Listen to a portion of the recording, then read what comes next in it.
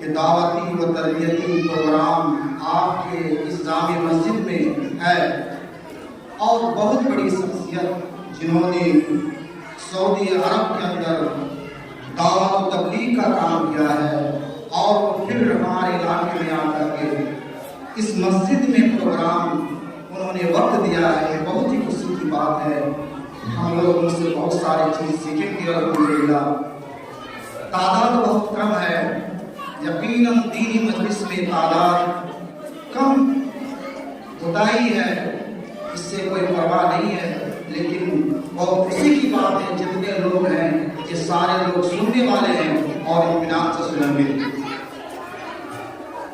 برادر اسلام، ہم لوگ مسلمان ہیں، مومن ہیں، ہمارا ایمان سب سے پہلے اللہ رب العالمین پر ہونی چاہیے۔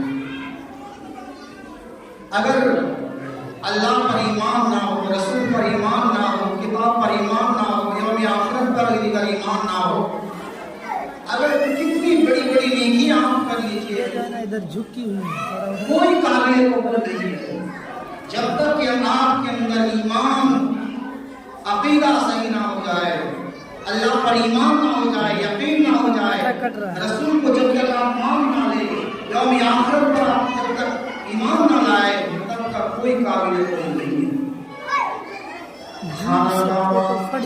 جہاں حج کرنے کے لیے جاتے ہیں، یہ نبی صلی اللہ علیہ وسلم کے بعثت کے پہلے سے تمام حرموں کے نزدیک مقدس چلا رہا تھا۔